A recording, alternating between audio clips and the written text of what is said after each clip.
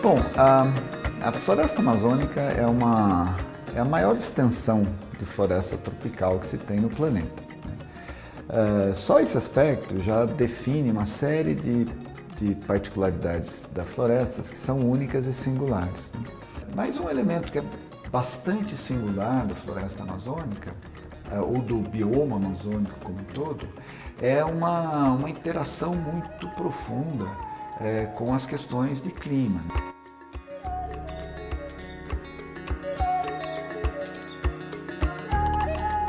O mais interessante do conhecimento amazônico é perceber como a floresta é viva e como a biologia da floresta controla ativamente o clima da própria floresta e do planeta.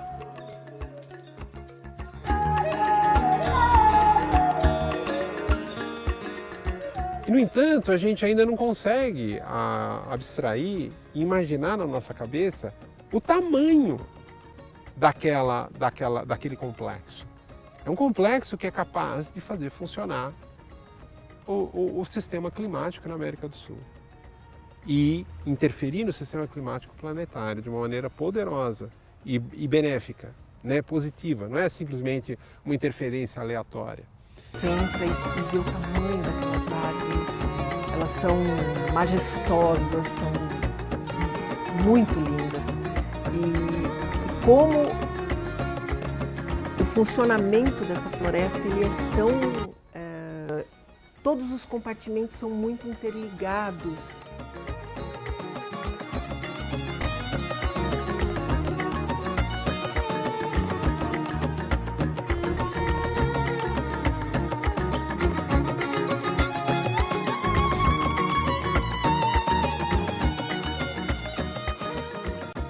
Tudo me surpreende, tudo me encanta da floresta, né? O cheiro, né?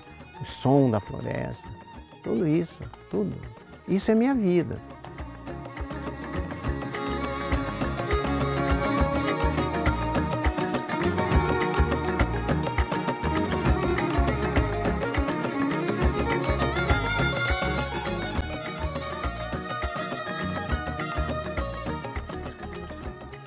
A relação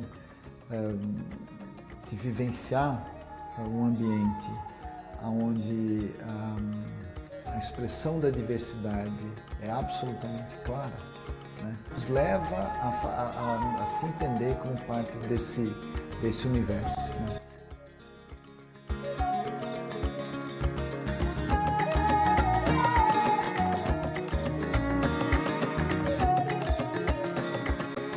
Então são tantos processos, às vezes, em várias escalas, eu acho que isso é encantador, né? Isso é uma coisa que estimula você tentar entender, e é complexo, e aí tem dia que tudo dá errado, mas aí no outro dia você olha e fala, uau, olha, encontrei uma coisa super interessante, vamos continuar.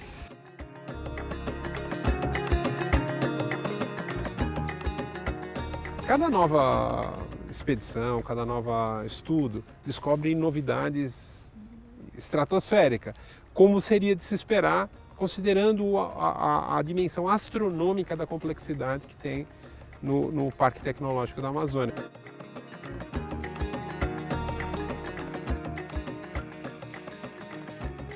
Frequentemente eu converso com meus amigos europeus, brincando com eles assim, numa grande árvore amazônica, uma dessas árvores gigantes, tem mais espécies ali do que no seu país inteiro, né? Na Inglaterra, por exemplo. Não sei se é verdade, mas não está muito longe disso, né? A biodiversidade da Amazônia é literalmente incomensurável, ainda incomensurável. Ainda não se sabe sequer quantas espécies tem na Amazônia, né? Todo dia se descobrem espécies novas na Amazônia. A floresta ela é uma imensa biblioteca. Ela é uma enciclopédia do conhecimento de milhares de anos da vida aqui na Terra.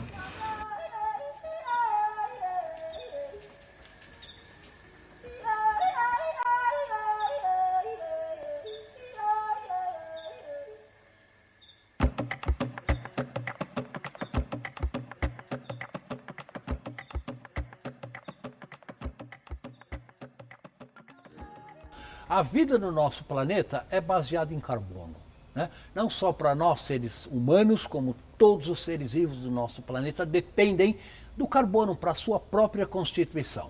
No caso de uma floresta, o mecanismo principal que faz a interface do carbono entre o ecossistema e a atmosfera e o solo é a fotossíntese. É através da fotossíntese que a planta pega moléculas de CO2 que estão na atmosfera e transforma essas moléculas em açúcares e biomassa necessária para o seu próprio funcionamento. E a biodiversidade é parte disso, né?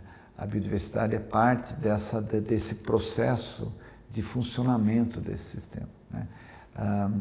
Desse processo de funcionamento da vida nesse sistema, né? Então, o que a gente está falando de carbono aqui, que é um estoque, isso é uma coisa quase que sem vida, né? Se a gente pensar como carbono que vira CO2. Mas isso é derivado, na realidade, de uma complexidade de processos muito grande, né? E que são mediados por outra diversidade de processos enormes. Se você for olhar, a floresta amazônica vem da atmosfera, né? Toda ela. Chega do ar a água, o alimento, o CO2. CO2 é a matéria-prima principal das plantas. É o CO2 que toca todo o sistema opera usando o CO2, que é um gás inerte na atmosfera, que vira açúcar na fotossíntese, e do açúcar se faz todo o resto. O carbono a gente não vê, ele está aqui, ele é a base da vida, tudo é baseado no carbono, a vida na Terra é baseada no carbono. Esse carbono, ele entra na parte viva a partir da fotossíntese, que o Caetano colocou em poesia, né? Que é luz do sol, que a folha traga e traduz em verde novo, em força, em água, em vida, em força, em luz, ou algo assim. Eu diria que é quase que a magia dos trópicos, assim, sabe? Que permite, né, por essa abundante transferência de energia solar, em virar matéria orgânica, né, que ela sustém uma quantidade de vida muito grande. E é nessa escala ultra, hiper, micro, que ocorre o milagre da vida.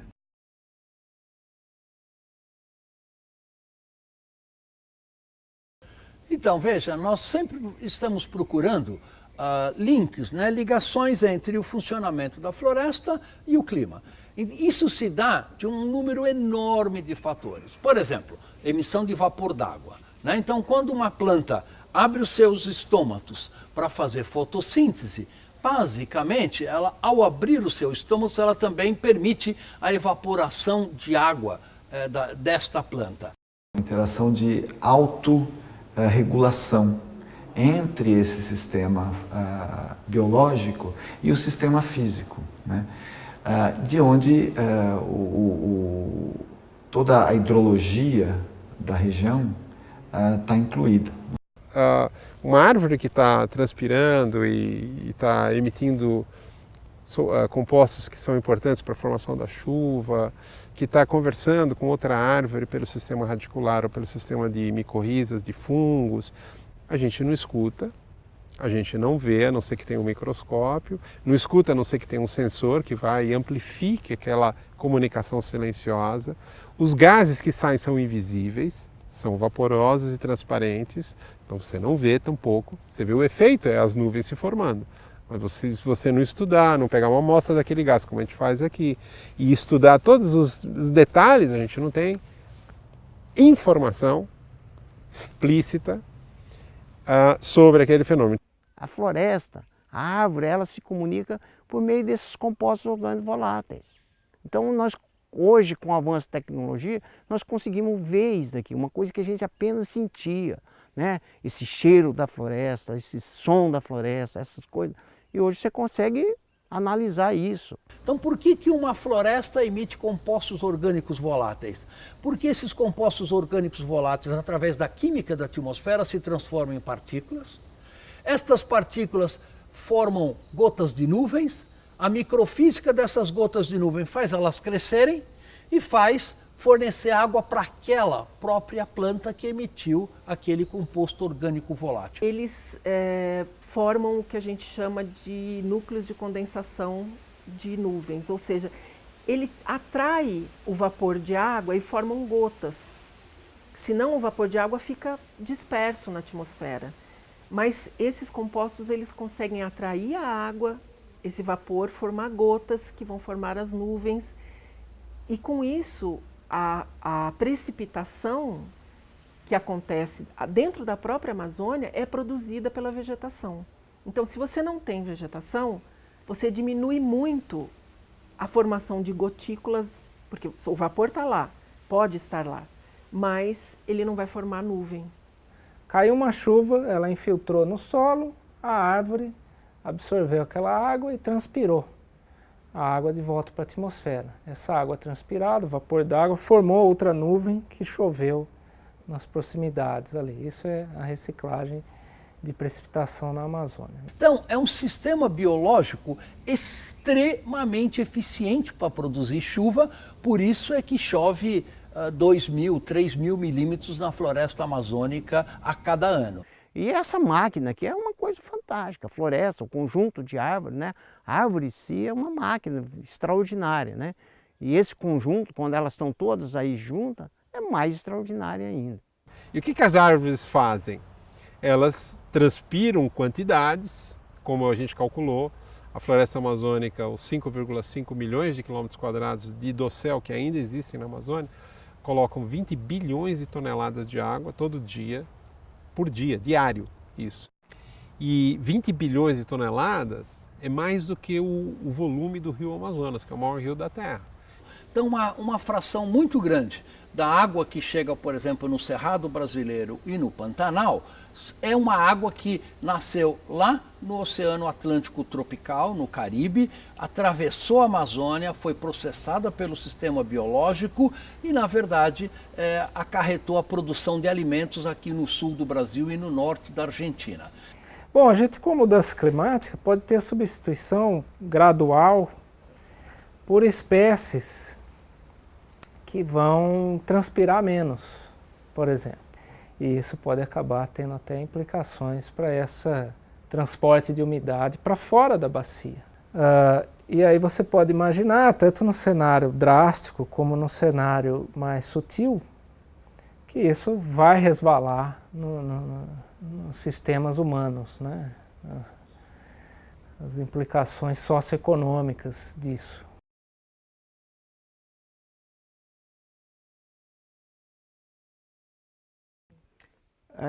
A biomassa, ela é resultado, é o produto da interação da árvore com a atmosfera, né? São várias reações químicas, né? Da energia solar com CO2 da atmosfera junto com a água e a respiração, que acontece tanto durante o dia, mas principalmente durante a noite. Esse balanço, essa diferença do que você tira de CO2 da atmosfera e depois devolve esse CO2 para a atmosfera pela respiração, o resultado disso fica acumulado, ele se forma açúcares e que fica acumulado nas árvores, tanto nas folhas, nos galhos, no tronco e nas raízes também. O armazenamento é o fruto líquido do funcionamento do sistema, né? Então todo esse processo ecológico, fisiológico, essa dinâmica toda, essa relação com biogeoquímica, com clima, com biodiversidade, isso tudo nesse projeto a gente transforma isso tudo, né, na questão do estoque de carbono. Então, a questão da biomassa, a biomassa é o componente mais importante da ciclagem de carbono, porque é onde todo o carbono que é retirado da atmosfera é estocado na vegetação. E a Amazônia ela tem uma extensão muito grande, né, de mais de 5 milhões de quilômetros quadrados. Então, qualquer modificação nesses estoques de carbono na floresta amazônica podem causar distúrbios grandes no funcionamento do ecossistema e com uma retroalimentação climática também. Em termos de carbono, a Amazônia é o reservatório mais importante de carbono do nosso planeta. Ela armazena cerca de 470 gigatoneladas de carbono. Para vocês terem uma ideia de quanto é isso, todas as emissões de queima de combustível fóssil dão 9 gigatoneladas de carbono por ano. Ou seja, a Amazônia detém um estoque de carbono absolutamente crítico para o clima futuro do nosso planeta.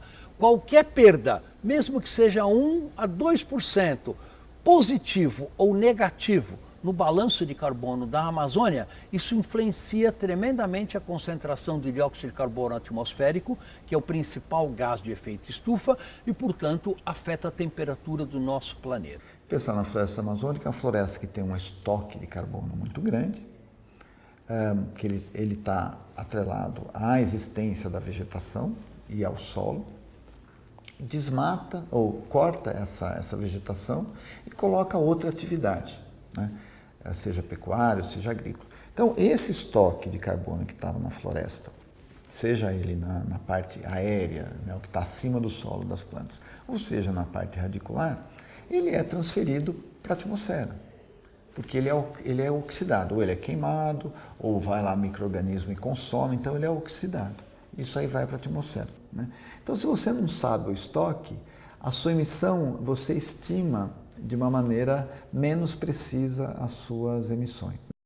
Então, você conseguir estimar a biomassa de uma maneira mais exata, ela permite que sejam feitas análises que te deem uma melhor confiança, né, em relação a essa perda e ganho de carbono. Sem o dado da biomassa, a gente não consegue estimar o quanto está sendo emitido e isso implica num problema na quantificação dos efeitos do desmatamento na Amazônia nas mudanças climáticas globais, e a gente também não consegue entender o papel das florestas que estão regenerando na região. A gente está falando de um estoque considerável de carbono, né, que a gente tem na floresta amazônica, e é fundamental você saber o que está e aonde, sabe? E entender a estrutura da floresta, né? E isso vai ter interações com diversos aspectos de políticas públicas, né, ou de mudanças climáticas também, da ciência de mudanças climáticas. O que o projeto, por exemplo, busca, né, é contribuir ao entendimento, ao longo dos anos, da quantificação desse estoque, né? Há uma incerteza muito grande sobre o quanto, na realidade, essas atividades humanas determinam como emissão, como transferência de estoque, como emissão de carbono para a atmosfera, relacionados à mudança de uso e cobertura do solo. Um ponto super legal desse projeto é que eles estão tentando melhorar a estimativa de biomassa com esse dado de LiDAR, né, que é um laser, né, que é aerotransportado, e esse laser ele te dá informação sobre a altura do dossel, né, da floresta, e ele permite que se façam reconstruções tridimensionais da floresta, né? E esse projeto permitiu uma coleta de dados muito grande, é a maior base de dados do mundo em florestas tropicais. Então, o bom da imagem do LiDAR e a grande vantagem dele é que ele permite que a gente veja tudo. A gente consegue ver folhas, galhos, tronco, toda a copa, né? A gente vê todo o subbosque. A gente consegue ter informação até da parte do terreno, como é que é a declividade, né, no interior da floresta, que é aquela coisa que com uma imagem de satélite a gente não consegue, né? Já a imagem 3D, ela permite que essa informação vá até o chão. Então a gente consegue pegar tudo, os tipos de floresta, a gente analisa a floresta mais densa, as florestas mais de várzea. Então o nosso trabalho é sobrevoar as áreas e gerar essas informações para que elas sejam trabalhadas e gerem os mapas que são utilizados para eles fazerem o cálculo da quantidade de carbono que é gerado na Amazônia Legal. Para quem conhece aqueles lasers de apresentação, né, que você costuma apontar aquilo para uma parede e você vê um pontinho vermelho, é como se você tivesse milhares daqueles pontinhos sendo apontados para uma parede. Então o sistema laser é a mesma coisa, ele emite luz, né? Então ele joga uma quantidade enorme de pontos e recebe. Então você vai ver aquilo como se fosse imagine que fosse uma chuva caindo, ele não é visível ao olho nu, mas ele é uma chuva que bate no solo e retorna para o sistema, onde você consegue gravar o tempo de retorno dele bater no solo e retornar para o sistema. Aqui é uma simbologia que a gente adota, que as áreas em vermelho são os pontos mais altos, né? E quando você vai passando próximo do azul, né, ela vem diminuindo a intensidade de cores, então são pontos que estão numa elevação menor do que os pontos que estão em vermelho, né? Então você tem toda a influência da altitude também, né? Aqui é uma área mais alta, que seria um platô, e aqui seria o baixio, né? Aqui tá essas cores em relação à altitude mesmo. Então aqui provavelmente uns 130 metros e aqui uns 60 metros em relação ao nível do mar, né? Ou seja, a altitude mesmo. O que a gente faz? A gente passa a tratar esses dados LiDAR para que eles nos deem a estimativa de biomassa que a gente precisa. Basicamente, a gente subtrai a altura do relevo para a gente poder ter a altura das árvores efetivamente, faz uma série de medidas estatísticas em cima da nuvem de pontos, e essas medidas estatísticas são julgadas em modelos matemáticos que estimam a biomassa de cada transecto, de cada voo. A gente fez em torno de 1000 transectos na Amazônia, voando com transectos de LiDAR, né, com a LiDAR aerotransportado, né, por avião. Então a gente fez em torno de 1000 transectos, né, que buscam, na realidade, identificar a distribuição dessa biomassa ao longo da Amazônia, né, com esse nível de precisão. Nosso projeto, o importante dele é que é a primeira vez que o Brasil faz um projeto tão grande assim, né? Nunca foi feito, é a primeira vez que a gente consegue coletar tantos dados com tanta riqueza sobre a Amazônia, né? Então essa é a grande importância dele. E tudo que ele vai trazer de pesquisa, de conhecimento sobre a floresta, eu acho que isso que é o grande diferencial do nosso projeto, né? Essa relação dessas informações que são obtidas pelo radar, que o LiDAR é um radar, que é obtida pelo LiDAR, associado a medidas de campo, a gente consegue estimar a biomassa da região.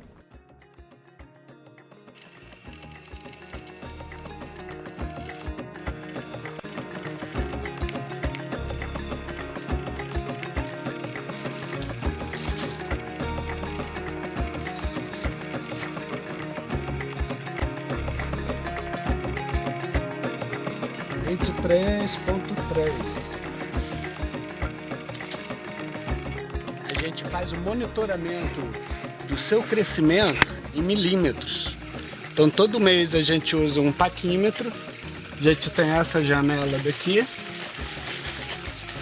né? Então essa daqui é uma cinta que se ajusta na árvore à medida que a árvore ela tem mais água ou menos água, né? Que ela vai inchando e comprimindo, e essa cinta vai se adaptando. E com isso consegue captar também o crescimento dela.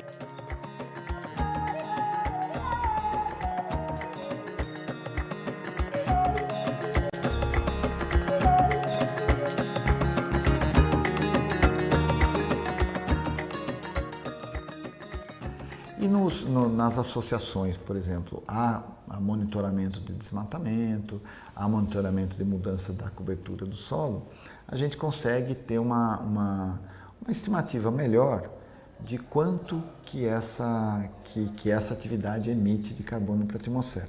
E aí contribuindo para o entendimento global, até não só regional, mas global até de como é que o homem influencia na mudança da concentração de carbono na atmosfera, né?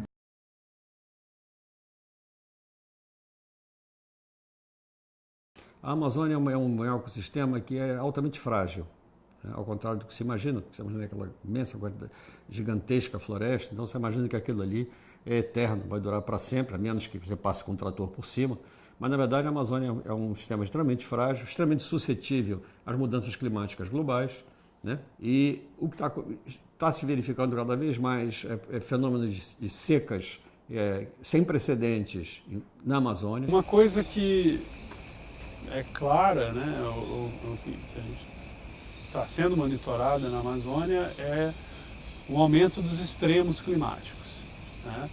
A gente considerava que secas extremas ocorriam em escalas de 20, 30, 50 anos, o retorno delas, né? A volta de uma seca forte. E a gente vem observando uma seca forte em 2005, outra em 2010, outra em 2015, ao mesmo tempo cheias muito fortes dos rios em outros anos intercalados.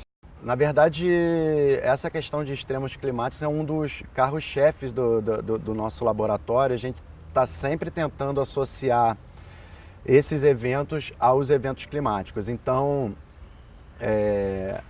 porque no final, essas emissões, por exemplo, por desmatamento e degradação, elas vão afetar as mudanças climáticas globais, que, por um lado, vai intensificar, por exemplo, a ocorrência de secas, que vai tender a aumentar esse processo de queimada. É importante entender que a floresta é extremamente sensível às mudanças climáticas, né? A floresta se desenvolveu num determinado quadro climático e nós estamos mudando o clima do nosso planeta. A floresta amazônica, até 5 anos atrás, era um importante absorvedor de CO2 da atmosfera. A floresta absorvia cerca de 0,5 a 1 tonelada de carbono por hectare por ano. Isso é uma gigantesca quantidade de carbono da atmosfera que a floresta estava absorvendo. Acontece que as secas de 2005 e as secas de 2010 trouxeram um estresse adicional para a floresta e, na verdade, atualmente a floresta, ao invés de estar absorvendo carbono, está sendo neutra do ponto de vista de absorção ou de emissão, principalmente pelo aumento da mortalidade destas árvores. Então, o estresse hídrico à floresta é extremamente sensível à chuva. O estresse hídrico sofrido nas secas de 2005 e de 2010 está afetando o funcionamento do ecossistema, aumentando a mortalidade destas árvores. Então, isso é o que já está acontecendo hoje.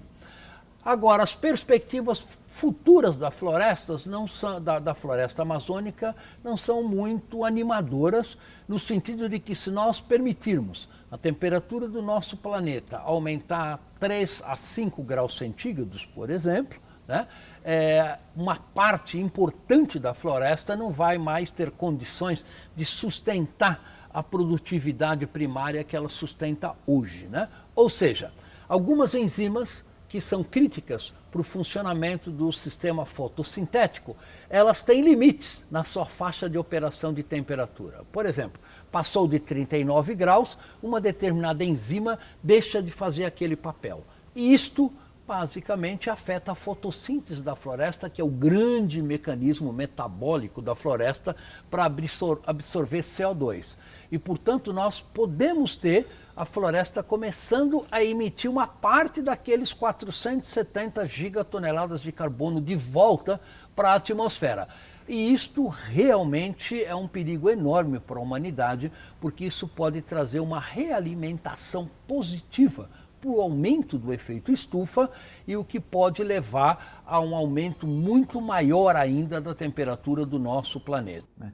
Então, se a gente está vivenciando secas, que é um evento extremo, que elas normalmente eram observadas na região, ou eram observadas pela região em ciclos de 50, 100 anos, se a gente vai reduzir, se há uma redução na frequência dessas secas, o que a gente passa a ter é uma capacidade menor de adaptação do sistema. Então, o sistema pode também colapsar se a frequência desses eventos for aumentando, né? E o que é colapsar um sistema? São plantas ou espécies, animais ou vegetais, têm uma capacidade menor de adaptação, elas sofrerem o impacto da frequência desses eventos. Então você está falando de uma coisa, de uma grandiosidade E a gente está pondo tudo a perder em menos de 2 séculos. E agora, em poucas décadas, está acelerando o processo de maneira exponencial. Então, se a gente tem isso algumas pesquisas indicaram, se a gente tem uma retirada, né? Se o desmatamento da floresta chega num determinado nível da sua extensão, ela pode influenciar a dinâmica hidrológica regional a tal ponto, né, que o sistema passa a produzir menos chuva e isso afeta o sistema.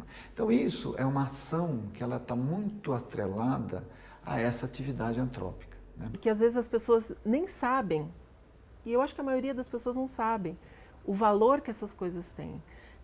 E a importância que essas... É como aquele efeito borboleta, né? A borboleta bateu a asa aqui e acontece um terremoto, mas é um pouco isso. As relações são tão fortes e tão importantes que a gente não sabe o que vai acontecer se você quebra essas relações cortando a floresta, por exemplo. Que impacto isso tem para a quantidade de chuva, que impacto isso tem para a movimentação das massas de ar, que impacto vai ter para outras relações que a gente nem imagina.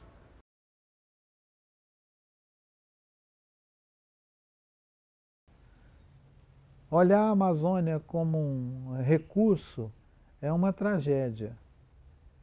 Ela tem uma sensibilidade no seu complexo de biodiversidade tão emaranhado, tão relacionado entre si, que se você danar com o rio Xingu, você na verdade dana com uma parte desse organismo sensível que é a Amazônia, que é a floresta.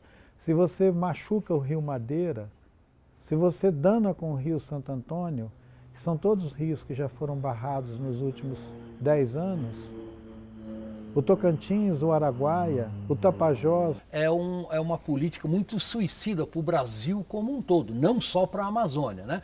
O Cerrado também está sendo pressionado, a região do São Francisco também está sendo extremamente pressionado por uma agricultura que é principalmente predatória para o funcionamento dos ecossistemas e predatória para o seu próprio negócio a médio e longo prazo. Então, é fundamental, é tarefa de todos os brasileiros lutar pela preservação da floresta amazônica. Nós não precisamos derrubar uma única árvore para aumentar a produtividade agrícola do Brasil, basta você aumentar esta produtividade nas áreas já desmatadas. Então, como fazer isso?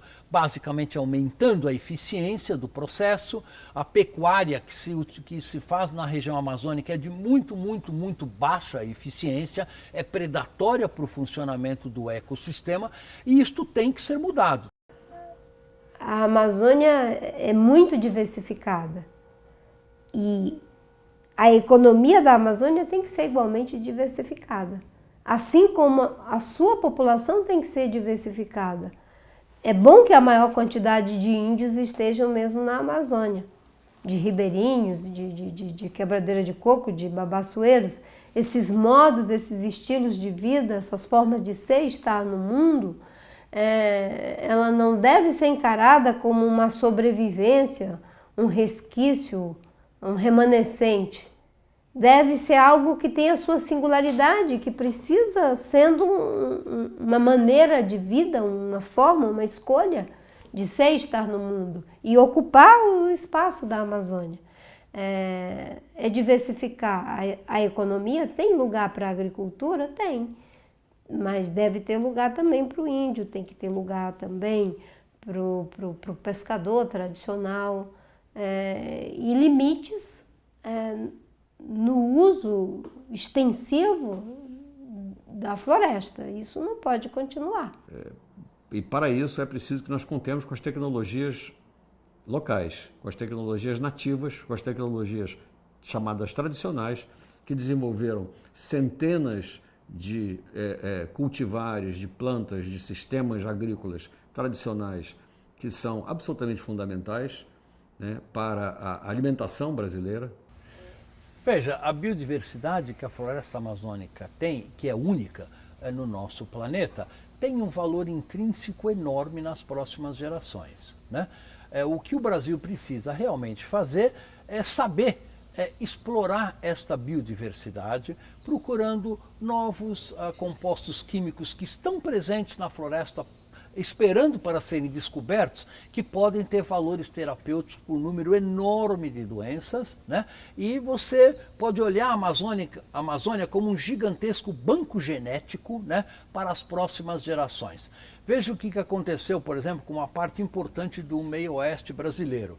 Você tem plantações de sojas enormes, você tem áreas de pastagem, onde basicamente toda a genética utilizada nesses ecossistemas atuais, né, agropastoris, são basicamente constituídas por um número muito reduzido de plantas. Então você reduziu a biodiversidade ao limite, por exemplo, a soja, ao algodão, ao feijão e à pastagem para gado. Na verdade, isso é uma estratégia não muito inteligente, porque o potencial de utilização da biodiversidade amazônica é realmente muito grande. E isso é um legado que nós temos que manter, cuidar muito bem para as próximas gerações. Aí são 300 a 400 bilhões de árvores com diâmetro superior a 10 centímetros. Aí cada árvore chega a ter 10 mil espécies diferentes de insetos vivendo na sua copa. Uma árvore pode ter sobre suas folhas 2 a 3 milhões de bactérias, espécies diferentes. Estou falando de bactéria, não estou falando de fungo, não estou falando de aracnídeos, de insetos, de algas e zilhões de outros organismos que estão lá. Ainda não se sabe sequer quantas espécies tem na Amazônia, né? Todo dia se descobrem espécies novas na Amazônia. E essas espécies, portanto, nós não sabemos quais espécies estão desaparecendo, visto que nós não sabemos nem quais são as espécies. Muitas espécies sequer apareceram para nós, então não sabemos sequer se elas já desapareceram ou quando é que elas vão desaparecer. Esse processo de extinção é um processo que, evidentemente, vai ter repercussões sobre a espécie humana de ainda imprevisíveis. Além de recuperar boa parte do que se perdeu e fazer dessa recuperação também uma economia viva, porque isso é possível, como explorar também a nossa biodiversidade. Eu acho que uma grande revolução para a economia amazônica seria uma economia baseada na biodiversidade, subexplorada atualmente. Então você investir pesado na investigação e produção de bens de consumo, né? Fármacos, cosméticos, alimentos, baseados na biodiversidade amazônica. A gente está engatinhando com isso. Acho que até essa agenda está um pouco arrefecida, não é? E o Brasil tem um potencial muito grande. Nós somos um país megadiverso, estamos entre os 17 países megadiversos do mundo. A gente não tem explorado esse potencial. Eu me lembro quantas vezes que eu já escutei os parentes falando: a floresta é a nossa farmácia, ela é o nosso supermercado, ela é o nosso hospital. A floresta ela tem tudo o que os humanos precisam para viver, para sonhar.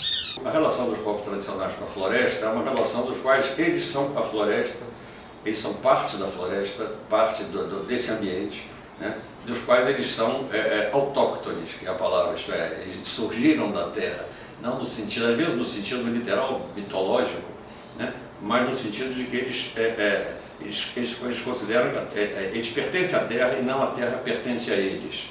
Durante milhares de anos, muitos povos viveram dentro da floresta, construíram um universo imaginário rico, poderoso, com seus cantos, com suas diferentes línguas, com suas falas, com o conhecimento mágico sobre a floresta. E são mundos, são diferentes mundos, é uma multidão de mundos, maravilhoso. E a prova disso é que durante séculos, essa gente que são chamada de os índios, viveram dentro dessa floresta, reproduziram sua cultura, ao ponto de constituir um dos maiores acervos, né, de diversidade de línguas, de narrativas, dentro da floresta. Então, eu considero que esses aspectos da proximidade, do entendimento e vamos dizer, da tentativa de você tornar parte de si, faz com que a gente respeite tanto a existência dela e de todas as outras espécies que estão nela, tal qual seja a nossa casa. É uma ampliação da nossa casa, né? Ela tem, então, essa dimensão afetiva muito forte. E eu considero isso um dos aspectos que a gente precisa, né, fomentar.